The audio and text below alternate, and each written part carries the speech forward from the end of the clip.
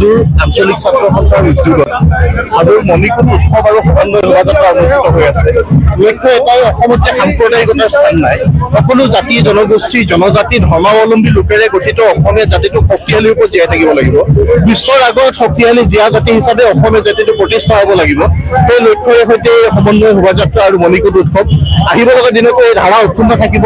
আমাৰ সকলো মানুহৰ মাজত যাতে কোনো সাম্প্ৰদায়িকতাৰ বীজ পুনৰ ৰোপণ কৰিব নোৱাৰে, তাৰ বাবে আমি সকলো সচেতন হৈ থাকিব লাগিব, সজাগ হৈ থাকিব লাগিব আৰু সকলোৰে মাজত সমন্বয়ৰ যোগেদি সকলো জাতি জনগোষ্ঠী জনজাতি সকলোৱে একেলগে আগবাঢ়ি যাব পৰা এটা পৰিৱেশ আমি সকলোৱে মিলি সৃষ্টি কৰিবৰ কাৰণে ইয়াৰ পৰা সংকল্প ল'বলৈ আহ্বান জনাইছো।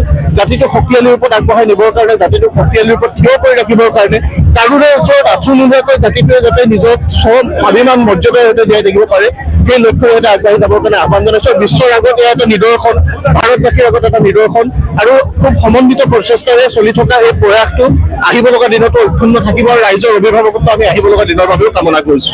সমন্বয় শোভাযাত্ৰাই এটা শক্তিশালী বাৰ্তা। সেই শক্তিশালী বাৰ্তাটো হ'ল যে অসমত আমি বিভিন্ন জাতি জনজাতি জনগোষ্ঠী ধৰ্মাৱলম্বী লোকে গঠিত খিলঞ্জীয়া মানুহ আমি একেলগে আছিলো, একেলগে আছো আৰু একেলগে আগবাঢ়ি যাম। আৰু ইয়াত কোনো সাম্প্ৰদায়িকতাৰ স্থান নাই। অসমত কোনো মৌলবাদীৰ স্থান নাই। অসমত কেৱল খিলঞ্জীয়া মানুহৰে স্থান আছে। আৰু এই শক্তিশালী বাৰ্তা লৈ এই সমন্বয়ৰ যাত্ৰা হাজোৰ পৰা সমগ্ৰ অসমলৈ বিয়পাই দিয়া হৈছে। আৰু জাতীয় জীৱনক শক্তিশালীভাৱে আগুৱাই নিবলৈ হলে আমি একেলগে আছিলো, একেলগে আছো আৰু একেলগে আগবাঢ়ি যাম। এইটোৱে আমাৰ শক্তি।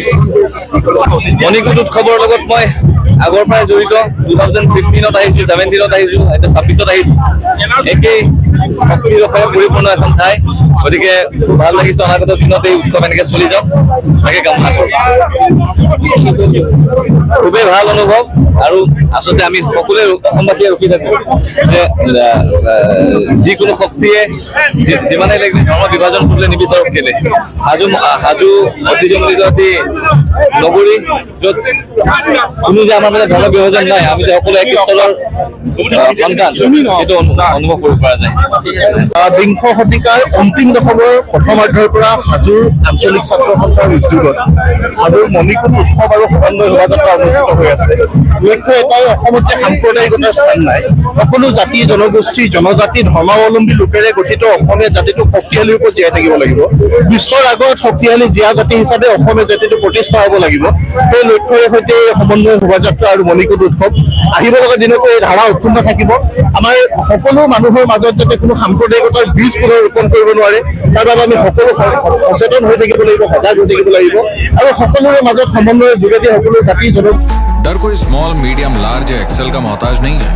गला सबका सूखता है, सबका, पर डर से डरना नहीं है। हिम्मत का घूंट लगाना है, डर को निगल जाना है।